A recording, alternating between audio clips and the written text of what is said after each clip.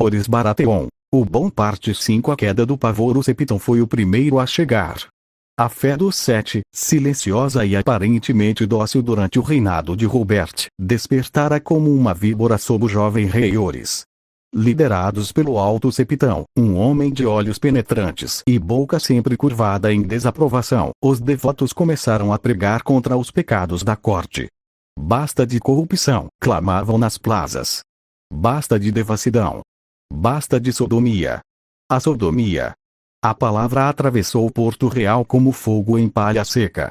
E o alvo era claro: Renly Baratheon, o senhor de Ponta Tempestade, irmão mais novo do falecido rei Robert, um homem bonito, elegante, querido pelo povo, e, pelos rumores que todos sussurravam mas ninguém provava, preferia a companhia de homens à de mulheres. A corte, que adorava fofocas, vibrou com a notícia. Ninguém esperava que a fé agisse.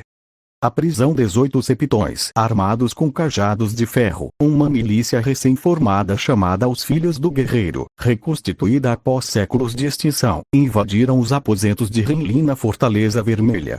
Encontraram-no na cama com um cavaleiro da Campina, um tal Sor Loras Tyrell, o Cavaleiro das Flores. O escândalo foi imediato. Renly e Loras foram arrastados em camisolas, acorrentados, diante do Alto Septão.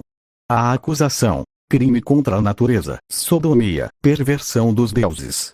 A pena, segundo as leis antigas: morte na fogueira ou castração seguida de exílio perpétuo. O povo de Porto Real, tão amante de espetáculos quanto de justiça, exigiu sangue. Oris soube da prisão enquanto jantava com Sansa. A rainha adolescente, agora com 13 anos, empalideceu ao ouvir as notícias. Eles vão matá-lo? Perguntou, a voz trêmula. Vão tentar, respondeu Oris, com uma calma que não sentia. A intervenção do rei Oris não era devoto. Crescera vendo sua mãe cultuar deuses antigos e novos em silêncio, sem nunca se ajoelhar verdadeiramente a nenhum. Mas sabia que desafiar a fé abertamente poderia custar-lhe o trono. Em vez disso, usou a política. Convocou o Alto Septão para uma audiência privada. Ofereceu-lhe um novo secto para a fé, o secto de Lama, um templo abandonado no bairro rico de Porto Real, reformado com ouro do tesouro real. Ofereceu-lhe terras. Ofereceu-lhe influência. Em troca, a vida de Renly e Loras. A morte não é necessária, argumentou Oris. O sofrimento não purifica. Apenas gera mais sofrimento. Exílios para a muralha. Deixe que sirvam os deuses, protegendo o reino dos verdadeiros monstros, os selvagens, os caminhantes brancos, o frio que devora almas. O Alto Septão relutou. Alguns dos devotos mais radicais exigiam sangue. Mas Oris usou sua maior arma, o tempo. Se os matarem, serão mártires, disse o rei. Os jovens da corte os lembrarão como vítimas de uma fé cruel. Os nobres se afastarão de vocês.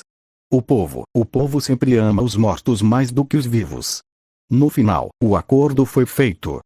O exílio Renly Baratheon foi condenado ao exílio perpétuo na Patrulha da Noite. Loras Tyrell recebeu a mesma sentença. O dia da partida foi triste. O povo, que antes pedia sangue, agora chorava ao ver o belo senhor de Ponta Tempestade passar pelas ruas de Porto Real de mãos atadas, montado em um burro magro. Oris os acompanhou até o portão norte. Poderia ter feito mais, disse Renly, sem rancor. Poderia tê-los desafiado. Poderia, concordou Oris. E teria perdido o trono. E sem o trono, não posso proteger ninguém. Renly sorriu, o mesmo sorriso encantador que conquistara meio reino. Você é mais esperto do que eu, sobrinho. Ou mais frio. Ainda não decidi qual. Talvez os dois. Os dois homens se abraçaram. Loras, ao lado, tinha os olhos vermelhos de chorar, mas manteve a postura de cavaleiro. Na muralha, Renly se tornou um líder respeitado entre os patrulheiros. Sua habilidade com a espada e sua capacidade de inspirar lealdade, qualidades que outrora usara para conquistar a corte, agora serviam para defender o reino contra o gelo.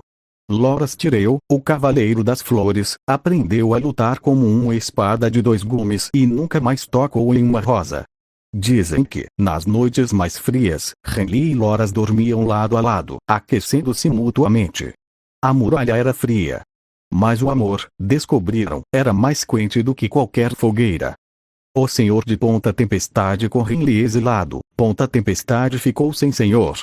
Oris convocou Stannis Baratheon, o irmão mais velho, o comandante naval, o homem de pedra. Ponta Tempestade é sua por direito, tio, disse o rei. Sempre foi. Robert não lhe deu por razões que eu nunca entendi completamente. Mas eu lhe dou agora. Stannis, sempre contido, inclinou a cabeça. Obrigado, Vossa Graça. Vai governar Ponta Tempestade como eu governarei Westeros. Com justiça, com dever, com mão firme. Mas também com algo mais, Stannis. Stannis ergueu uma sobrancelha. O quê? Esperança. O senhor de Ponta Tempestade não respondeu. Mas, ao partir para seu novo posto, levou consigo um pequeno pergaminho com as palavras de seu sobrinho. Dizem que o guardou debaixo do colchão até o fim de seus dias. Stannis Baratheon, o Homem de Gelo, governou Ponta Tempestade com competência e respeito. Casou-se com Celise Florente, uma mulher de orelhas grandes e fé severa, e teve uma filha, Shireen, que nasceu como uma mancha de pedra no rosto e um coração maior do que qualquer um poderia imaginar. Oris visitou Ponta Tempestade uma vez por ano, e sempre trazia presentes para Shireen. Livros de carta, mapas de terras distantes, bonecas de pano que a menina adorava. Você é bom com ela, disse Stannis, uma vez, em uma rara demonstração de vulnerabilidade. Melhor do que eu mereço. Você merece tudo, tio, respondeu Oris. E mais um pouco. A jornada para o leste no ano 315 depois da conquista, Oris tomou uma decisão que deixou todo o pequeno conselho horrorizado. Iremos para Cart, anunciou ele. Eu pessoalmente. Eddard Stark ergueu-se da cadeira da mão. Vossa Graça está louco. Perfeitamente são, Lord Stark. Atravessar o mar estreito, entrar no território de mercenários e assassinos, para quê? Para encontrar Daenerys Targaryen? A última dos dragões? A filha do Rei Louco. Sobrinha do Rei Louco, corrigiu Oris. E minha tia-avó. Compartilhamos sangue, Lord Stark. Sangue Targaryen. E ela tem dragões. O conselho explodiu em protestos. Varys, o eunuco, palpitava de nervosismo. Petyr Baelish ofereceu-se para ir no lugar do rei, comissão de 30%, claro. Randyll Tarly sugeriu enviar um exército para matar Daenerys e seus dragões enquanto ainda eram pequenos. Oris esperou o silêncio e falou. Aprendi com minha mãe que o ódio só gera mais ódio. Tyrion Lannister, Cersei, Jaime, todos odiaram. E todos estão mortos ou aprisionados. Talvez seja hora de tentarmos o amor. Ninguém entendeu. Mas ninguém conseguiu convencê-lo do contrário. A chegada a Cart era uma cidade de contos de fadas e pesadelos. As muralhas de ouro e alabastro brilhavam sob o sol do leste, e as portas, pintadas com cenas de batalhas e amores, se abriram para a comitiva real de Oris. 40 guardas, 3 mestres, 2 conselheiros, Varys e Mindinho, este último a contragosto, e uma única carruagem carregada de presentes. Os quarzeiros, os governantes da cidade, receberam Oris com desconfiança e cortesia. O rei de Westeros, sussurraram. Tão jovem. Tão ousado. Ou tão tolo, respondeu Charo Choan Daxos, o mais rico dos quarzeiros, com seu sorriso de dentes brancos. Daenerys Targaryen estava alojada na Casa dos Imortais, ou o que restava dela, após sua destruição pelo fogo dos dragões. Oris ouviu as histórias. A mãe dos dragões, a rompedora de correntes, a não queimada. Uma garota de 17 anos que sobreviverá a magias, profecias e traições. Quando a viu pela primeira vez, Oris entendeu por que os homens atravessavam o mundo por ela. Cabelos prateados como a lua, mais claros do que a mecha de Oris, e olhos violeta tão escuros que pareciam negros. Pele leitosa, lábios rosados, e uma presença que transcendia a beleza. Algo etéreo, algo antigo, algo que lembrava os velhos reis de Valíria. Ao lado dela, 3 dragões. Drogon, negro como o basalto, já tinha o tamanho de um cavalo. Viserion, creme ouro, olhos de mel derretido. Rhaegal, verde como bronze oxidado, escamas brilhando à luz das tochas. Oris ajoelhou-se. O diálogo dos dragões. Levante-se, disse Daenerys. Sua voz era jovem, mas havia nela uma autoridade que desafiava sua idade. Reis não se ajoelham para exiladas. Reis sábios se ajoelham para pessoas sábias, respondeu Orys, erguendo-se. E você, tia-avó, é a pessoa mais sábia que conheço. Daenerys arqueou uma sobrancelha. Tia-avó? Somos parentes tão próximos assim? Rhaegar Targaryen era meu avô. Meu pai era Robert Baratheon. Minha mãe era Rhaenys Targaryen, filha de Rhaegar. Portanto, ele contou nos dedos. Você é irmã de Rhaegar. Rhaegar é pai da minha mãe. Logo, você é minha tia-avó. E seus homens mataram meu irmão Viserys, disse Daenerys, sem rancor. E seu pai matou minha mãe Rhaella. Não, Rhaella morreu no parto. De qualquer forma, o passado é uma prisão, disse Orys. Vim aqui para falar do futuro. A proposta. Os dois conversaram por 3 dias e 3 noites. Nas tendas de seda de Cart, sob o calor sufocante do leste, Orys e Daenerys discutiram política, guerra, magia, dragões, e o destino de Westeros. No primeiro dia, desconfiaram um do outro. No segundo dia, respeitaram-se. No terceiro dia, algo que se assemelhava à amizade começou a florescer. Quero que você volte para Westeros, disse Orys, no crepúsculo do terceiro dia. Não como inimiga. Não como conquistadora. Como princesa. Será a princesa de Pedra do Dragão. Governará a ilha em meu nome.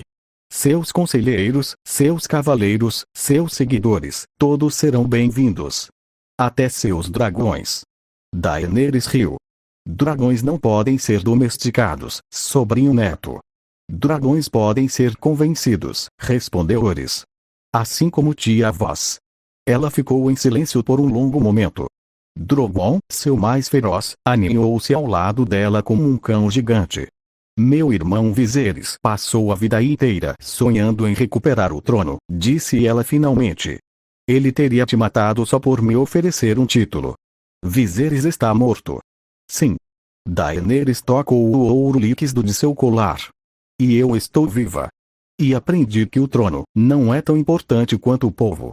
O que você vai fazer com o povo de Westeros, Orys Baratheon? Ele contou. Contou sobre os impostos de luxo, sobre a corrupção extirpada, sobre as dívidas sendo pagas. Contou sobre os órfãos que visitava, sobre os mendigos que alimentava. Contou sobre Sansa, sobre sua mãe Rhaenys, sobre seu desejo de ser bom não porque era fácil, mas porque era certo. Daenerys ouviu com atenção. Quando ele terminou, ela se levantou e estendeu a mão. Vou aceitar sua oferta, sobrinho neto. Mas com uma condição. Qual? Se algum dia você se mostrar cruel, se algum dia seus impostos matarem os pobres, se algum dia sua justiça for usada para proteger os ricos, ela apontou para os dragões, que ronronavam baixo. Drogon saberá o que fazer. Orys apertou a mão dela. Justo. O retorno dos dragões. 3 meses depois, a frota real de Westeros aportou em Pedra do Dragão. A ilha, abandonada e em ruínas desde a queda de Robert, foi reformada para receber sua nova princesa.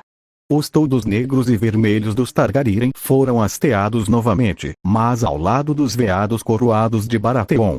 O povo de Westeros ficou dividido. Dragões! Gritavam alguns, em pânico. Paz! Respondiam outros, esperançosos. Rhaenys Targaryen, a rainha viúva, recebeu Daenerys com um abraço longo e silencioso. 2 Targaryen que sobreviveram ao massacre. 2 mulheres que perderam tudo e reconstruíram algo novo. Você se parece com meu irmão Rhaegar, disse Rhaenys, com a voz embargada. Você se parece com minha mãe, respondeu Daenerys. Pelo que me contaram. Choraram juntas, em silêncio. Os 3 dragões sobrevoaram Pedra do Dragão, cacarejando como galinhas gigantes, ainda jovens demais para serem ameaçadores. Daenerys os treinava todos os dias, ensinando-lhes a não atacar humanos, a não queimar cidades, a serem bons. Dragões não são bons, disse ela a Orys, em uma dessas sessões de treino. Dragões são fogo. E o fogo não tem moral. Então ensine a eles, respondeu Orys. Assim como minha mãe me ensinou. O sangue Targaryen pode queimar, mas também pode aquecer. Daenerys não respondeu. Mas nos dias seguintes, seus dragões passaram a aceitar a presença de estranhos, a não fugir de crianças curiosas, a não cuspir fogo em ovelhas desavisadas. Era um começo. O Ano da Esperança, o ano de 315 depois da conquista, foi chamado mais tarde de o Ano da Esperança. Os sinos tocaram em Porto Real não por guerra, mas por paz. O rei Ores, agora com 17 anos, caminhou pelas ruas da cidade com a rainha Sansa ao lado, distribuindo pão e vinho para os pobres. Daenerys Targaryen governava Pedra do Dragão com mão suave, permitindo que os antigos templos valerianos fossem restaurados. Seus conselheiros, Sor Jorah Mormont, o cavaleiro banido, perdoado por Ores em troca de lealdade, e Missandei, a escriba sábia, ajudavam-na a navegar a política complexa da corte. Rhaenys, a rainha viúva, finalmente sorria sem reservas. Vivia entre Porto Real e Pedra do Dragão, visitando a filha Targaryen e o filho Baratheon com igual afeto. No torneio de primavera, Ores coroou Sansa como rainha do amor e da beleza, uma tradição que ele havia sempre achado tola, mas que ela adorava. "Você está feliz?" perguntou Sansa, enquanto dançavam sob as estrelas. Ores olhou para o rosto dela, para os olhos azuis que tanto se pareciam com os seus, para as sardas que surgiam no verão, para o sorriso que agora era frequente. "Estou", respondeu. "Pela primeira vez, estou." Mas nos corredores escuros da Fortaleza Vermelha, Varys sussurrava para Mindinho: "Os dragões estão em Westeros. 2 Targaryen vivas. 3 criaturas de fogo crescendo a cada dia. O equilíbrio de poder está mudando." "E daí?" perguntou Mindinho. "E daí que o verão sempre acaba", respondeu Varys. "E o inverno está chegando." O trono de ferro. Ores sentou-se sozinho no trono de ferro na última noite do ano. As lâminas afiadas cortavam suas costas, como sempre cortavam. Mas ele já não sentia dor. Ou aprenderá a ignorá-la. Sua mãe uma vez lhe dissera que o trono foi forjado por Aegon, o Conquistador, com as espadas dos inimigos derrotados. 1000 espadas. 1000 histórias de violência. Hoje, sussurrou Ores para o salão vazio, começamos um novo capítulo. Do lado de fora, a neve caía. Mas dentro do salão, tochas ardiam, e uma menina de cabelos prateados, Daenerys, brincava com um dragãozinho do tamanho de um gato nos jardins. O inverno estava chegando. Mas talvez, apenas talvez, eles estivessem prontos. O bom rei. A rainha do norte. As princesas dragão. Westeros nunca fora tão perigosa. Westeros nunca tivera tanta esperança.